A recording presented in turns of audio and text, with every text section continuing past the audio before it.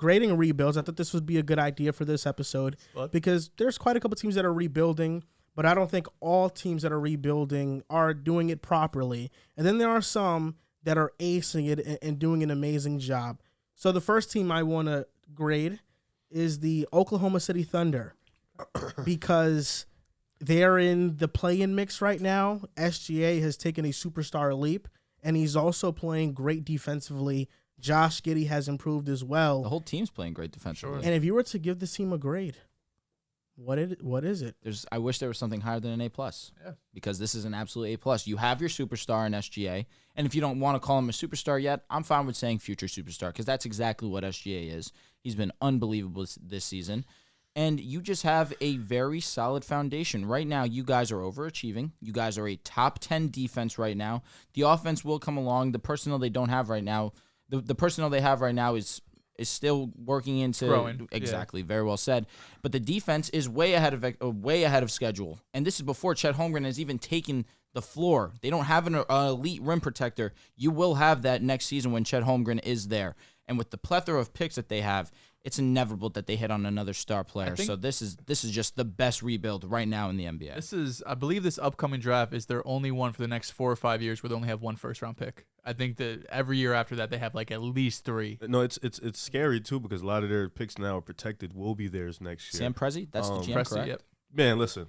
You mentioned the offense needs to catch up. They're a top 15 offense in basketball, and it's just SGA and others. Exactly. You know what I'm saying? So it's like you bring in more Josh guys. Giddey, respect. It's the star and then a bunch of good players. He's been playing really well. Over the recently. last 20, I think he's averaging almost 20 points. He's shooting like 40% from the corner three. Like he's been shooting like he's been 33, 34% just straight corner up. merchant. Very quiet too. He's been one of the better sophomore players in the league. I give it an A. You got to give it an A. I mean, the way they've Just an constructed A, bro, no plus. A+. You know, I'm not a school head, so A is just A for me. It's the Fair same enough. thing. A's an A. Yeah, A is A. It's a great grade. You are a school head, bro. What are you talking about? But you know what I mean. I know this shit mid. An A is an A. They've accumulated so many picks. They're built for the future. They have a lot of young talent. You know, Dortz, Giddey, Shet, who he's going to be back next year. SGA, a lot of good players. Their coach that they've instilled in Mark. He's a good coach. Someone that has instilled defense into this young group, and it's so hard to get young players to buy in on the defensive end because they come in fresh off 100%. AAU or college or something like that, and they don't really play defense.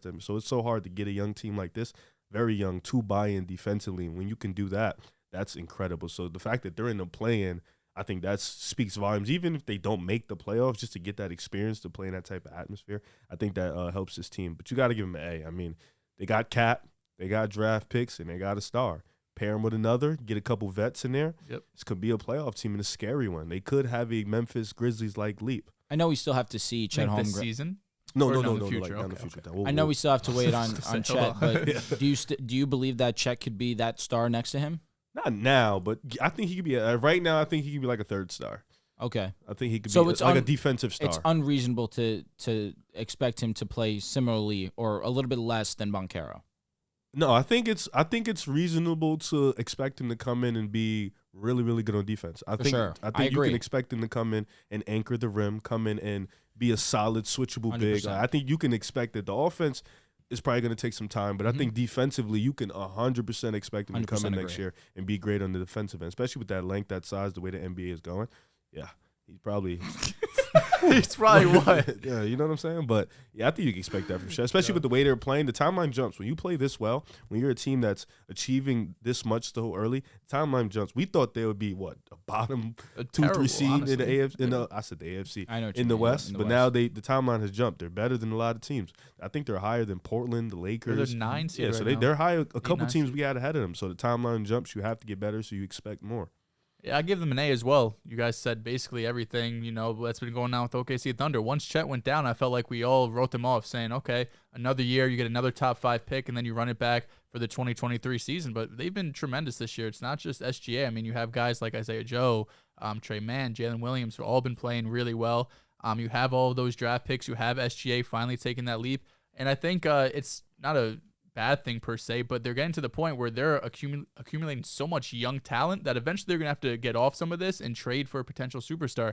I have a couple Thunder fans who are friends of mine. One name that keeps popping up is Pascal Siakam. You know, that's a team that we've talked about that possibly being moved off. Okay. Maybe not this trade deadline, but possibly in the offseason if the Raptors really want to blow it up.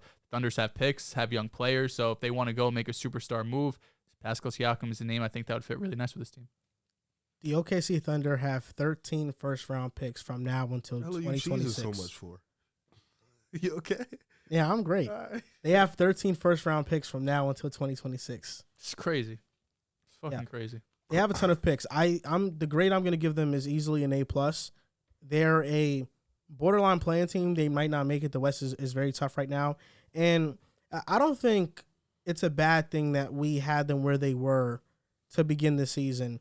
They're the 10th seed right now, but there are teams like the Suns, Trailblazers, and even Lakers that people probably would have pointed to be better than them right now. And even then, the West is so tough. I mean, the Lakers are the 13th seed, and they're only 2 games behind OKC. So, you know, the West is so loaded right now that OKC could very well finish 13th and still have a really great record for their standards and for, you know, a playing team, borderline playing team standards. So yeah, they could win, feel good, and then still get a top 7 or 8 pick. I think what's interesting about some of this is that, if I'm not mistaken, OKC has Detroit's pick, which is protected. So if they Detroit would get it back this year, but they don't get it next year. So that kind of it's lottery protected. Okay. So that kind of puts them where like next year it's like we don't have our pick.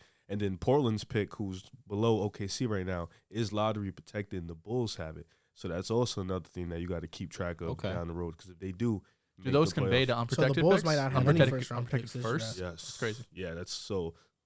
What was that? Detroit, what did they give it that first for? It's a great question. I don't remember. Because that's a very valuable Was pick. that for the Jalen Duren trade, or was that with the Hornets?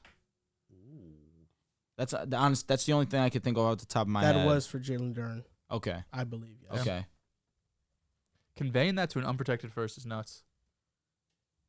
But very interesting. Very interesting. Thunder team is fun, man. Play with heart. Play with grit.